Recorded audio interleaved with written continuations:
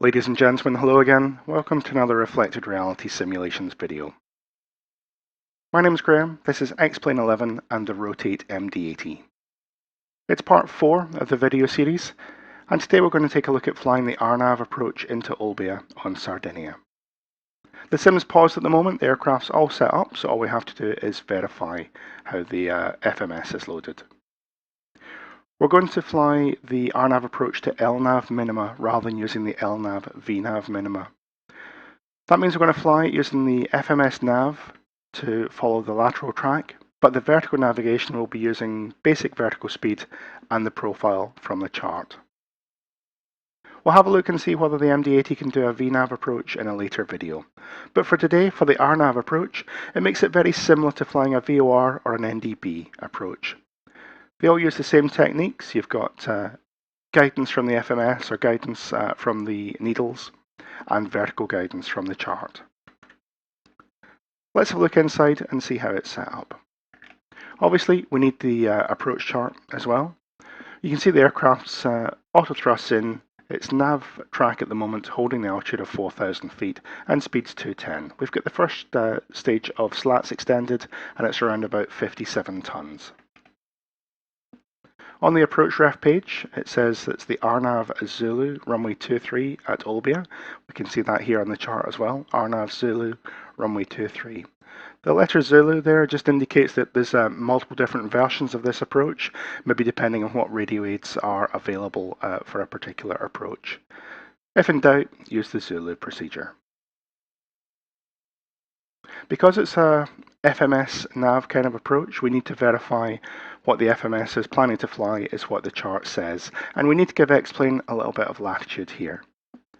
So we've got Millis down to the Echo Oscar 411, that's the final approach fix, and then down towards the runway. It says the final approach track is 232 degrees here. On the chart you can see Millis, the Echo Oscar 411, and the runway. It says course 234 rather than 232. That's a little bit unusual, but as I said, X-Plane is not quite as precise as the real world because obviously the charts here are based on the current conditions, the current magnetic situation, whereas X-Plane data can be a few years out of date, I believe. So I'm not worried about the 2 degree difference today.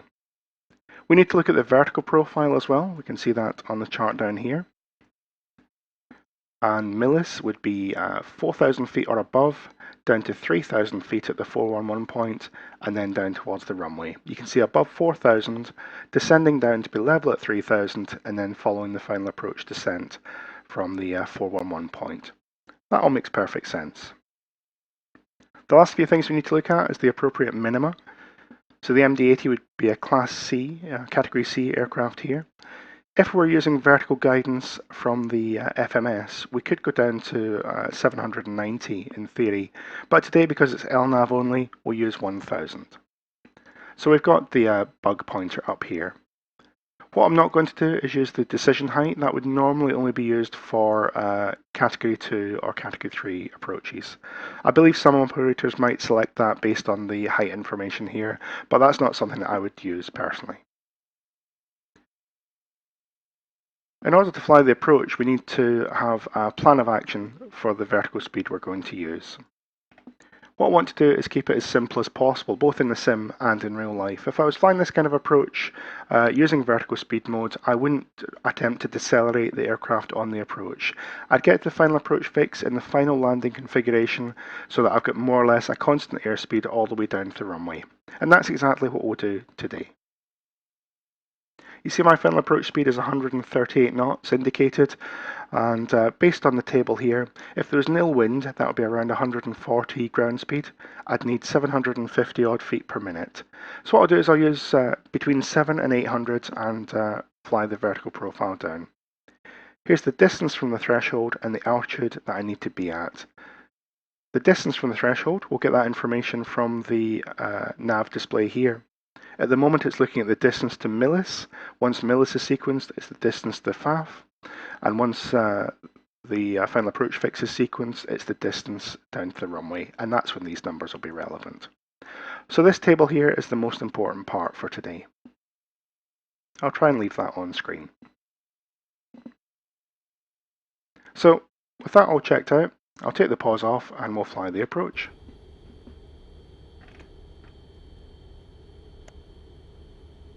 So we're about 6 miles before Millis at the moment, and obviously I want to be back all the way back at 138 knots by Millis. I'll start slowing down about 5 miles out.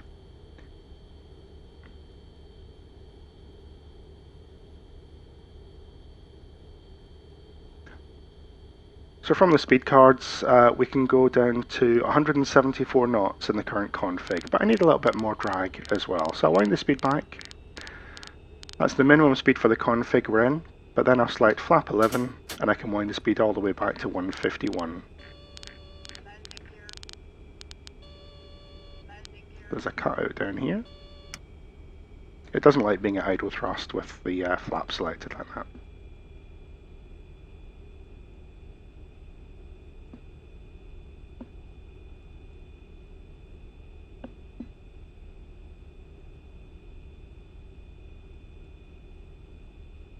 Making sure at the moment we're in nav track. Put the gear down, select flaps 15. Speed could come back to 148. 2 miles to run towards Millis. I'll do flap 28 and flap 40. Speed brake's armed and the auto brake is armed. I want to put 3,000 feet in the window, arm it, and once we sequence over Millis, I'll start a descent. I'm not flying a specific profile down towards the next level, I just want to be down to 3,000 feet. So I'll use 1,000 feet per minute.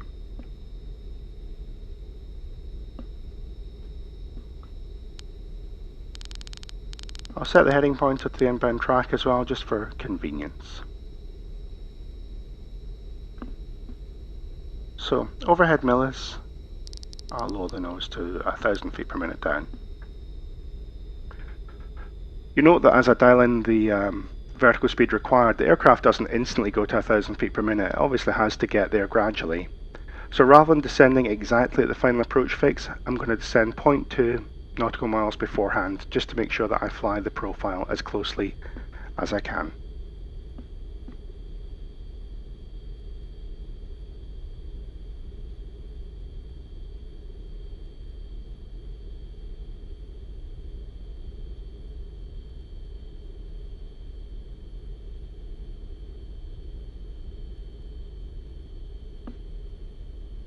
Obviously, in more sophisticated aircraft, you'd fly this as a continuous descent, but we're just going to fly exactly what the chart says at the moment.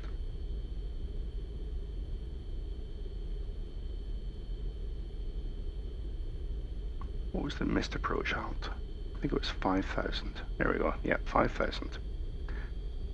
So now we've gone into alt hold 2 miles before the final approach fix. What I'll do is I'll wind that up to the missed approach alt of 5,000, but I'll not arm that just now. Obviously we arm that as we fly the missed approach. I'll put the nose lights on as well. So next thing is 0.2 before the final approach fix. I'm going to use, let's use 700 feet per minute initially.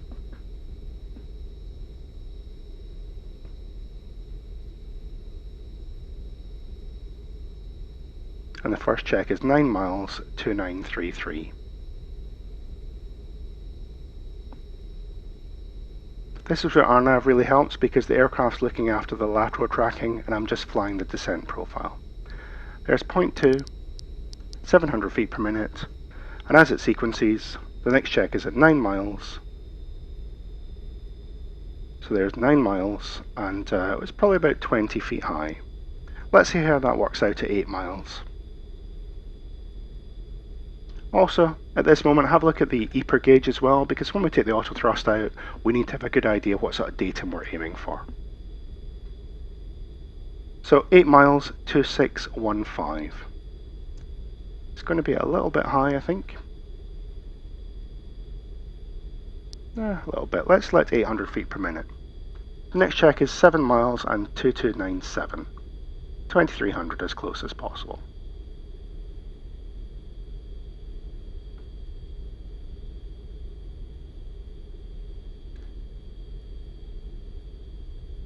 Obviously, if you're trying to track the needles, you've got to prioritise lateral and vertical. 7 miles, 2350 versus 2397. So a little bit high, but 800 feet per minute should help out. Next check is 6 miles and 1979. I can see some pappies out there as well, so if the guidance were to fail for whatever reason, I could continue this approach visually.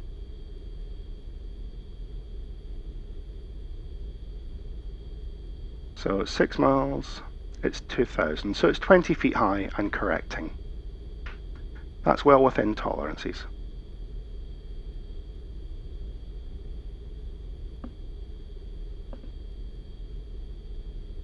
Next check is 5 miles and 1661.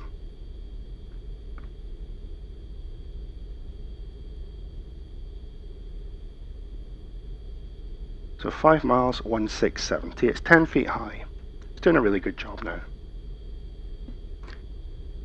We've got the gear down with 3 greens, spoilers are armed, and the auto brakes are armed. 4 miles, 1343. That's going to be the final check before the minimums.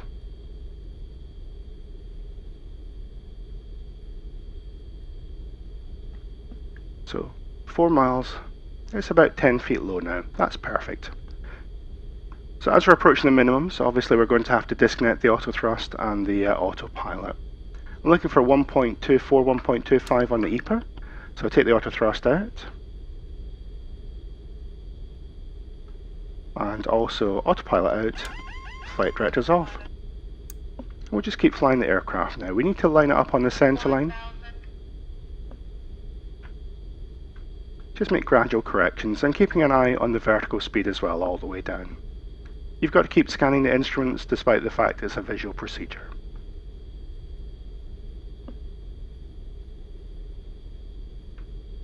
Flying the pappies in X-plane is very difficult. It's a lot harder in real life because you don't have the same spatial cues as you do in the real world. Keep that vertical speed in your scan, keep the pitch attitude in the scan, and also keep the speed target here in the scan because you're flying the thrust manually as well. It's a little bit low, so I'll just lift the nose, back on 2, and then put the nose back to where it was. We know 750 feet per minute is our target, so just keeping that needle roughly where it should be. Tendency to lower the nose now, back to where we should be, and then back to the datum. Pappy stop providing useful guidance as we get closer in, but happy where it is.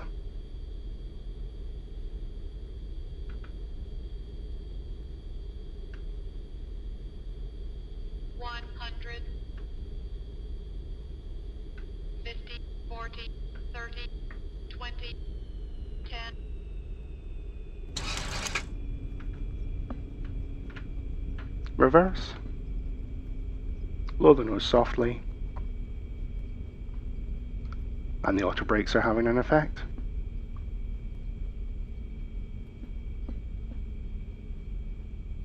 A little bit of manual braking now. Take the reverse out. And we'll vacate the runway.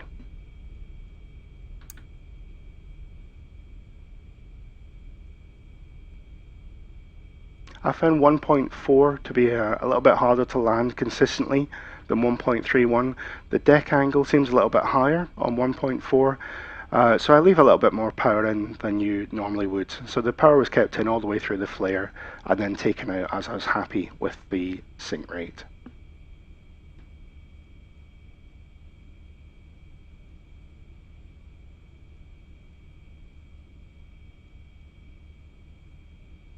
Let's just pause there, set the parking brake, put the speed brakes away, and have a look on the outside.